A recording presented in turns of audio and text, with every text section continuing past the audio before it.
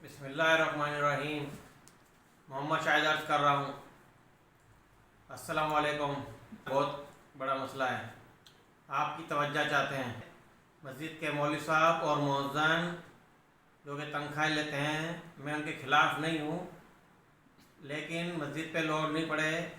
علاقے کے صاحب حیثیت لوگ چندہ کی صورت میں جمع کر کے، پیسے جمع کر کے قرضہ حسنہ مولوی صاحب کو اور مؤذن کو دیں۔ مثال کے طور پہ 20 افراد، 15 افراد، 25 افراد 25 ہزار بھی کرتے ہیں تو 5 لاکھ روپے ہو جاتے ہیں۔ 20 افراد جمع کرتے ہیں 25,000 کے حساب سے، اور اگر امیر کوئی اور اچھے صاحب حیثیت لوگ ہیں 50,000 کے حساب سے بھی کرنا چاہیں تو قرضہ حسنہ کے طور پہ دیں، مولوی صاحب کو بھی مؤذن کو بھی۔ اور مولوی صاحب اور مؤذن اپنا اپنا کاروبار چلائیں۔ مسجد کی دکانیں ہیں تو اس کے اندر چلائیں، نہیں تو اڑوس پڑوس میں کرائے کی دکان لے کے اس میں چلائیں۔ اور اگر مسجد کی دکانیں مثال کے طور پہ کوئی 5,000 روپے کرایہ ہے تو مولوی صاحب اور مؤذن کو 3,000 کرائے پہ دے دی جائیں، وہ بھی تاکہ اپنا کاروبار کریں، وہ بھی اسی معاشرے کا حصہ ہیں، نہ کہ مسجد کی تنخواہ پہ چلیں۔ اپنا گزر بسر کرنا ان کا مشکل ہے، مہنگائی بہت ہے۔ اپنا کاروبار کریں گے، لین دین بھی درست رہے گا، ذہنی طور پہ مصروف بھی رہیں گے، اور اپنا بچوں کی کفالت بھی اچھی طرح کر لیں گے۔ ہزاروں خواہشیں ہوتی ہیں ہر انسان کے اندر، مسجد میں مولوی صاحب کی بھی خواہش ہوتی ہے، ایسی بات نہیں ہے، مؤذن کی بھی ہوتی ہے کہ اچھے سے اچھے کپڑے پہنیں، وہ بھی اچھی طریقے سے رہیں، نہ کہ صرف، اور ان کے بچے بھی اچھے اسکولوں میں جائیں، اچھے طریقے سے پڑھائی کریں۔ اگر ان کی انکم کا ذریعہ صحیح ہوگا تو وہ اچھے طریقے سے رہیں گے۔ مثال کے طور پہ ان کو گھر بھی دیتے ہیں لوگ باگ، چھوٹا سا گھر دیتے ہیں، خود بڑے بڑے گھروں میں رہتے ہیں، لیکن مسجد کے مولوی صاحب اور مؤذن انتہائی غریب۔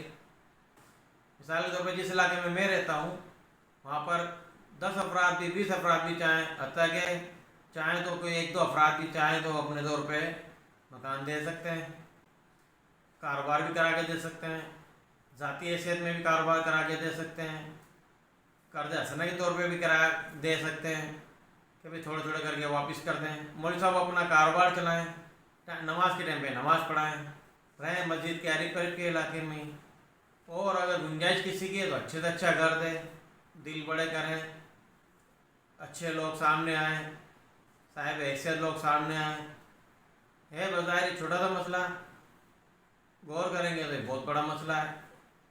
اور وجہ یہ ہے کہ مسجد کے خود کے بہت سارے اخراجات ہوتے ہیں، بجلی کے بل ہیں، جنریٹر لگا ہوا تو پیٹرول چاہیے، اور بھی بہت سارے مسائل ہوتے ہیں۔ بڑی مسجدوں کے بڑے مسائل، چھوٹی مسجدوں کے چھوٹے مسائل، اور اگر بڑے علاقوں میں ہیں تو اور امیر سے امیر لوگ ہوتے ہیں، بڑا کاروبار کرا کے دیں، 20 لاکھ کا کاروبار کرا کے دیں مولوی صاحب کو، 50 لاکھ کا کرا کے دیں، اور اگر ہلکے علاقے میں تو 5 لاکھ کا کرا کے دیں، 3 لاکھ کا کرا کے دیں۔ ایک چھوٹی چھوٹی سی دکان، جنرل اسٹور وغیرہ ہو گئے، کرانے کی دکان ہو گئی، یا کوئی اور گٹی بکرم ہو گئے، لیڈیز کے آئٹم ہو گئی، وہ بھی رکھ سکتے ہیں۔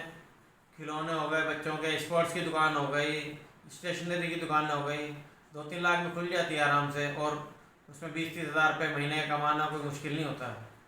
نہ کہ مولوی صاحب انتہائی تکلیفی زندگی گزارے پوری زندگی، اپنی خواہشیں، اپنے بچوں کی خواہشیں دل میں رکھیں۔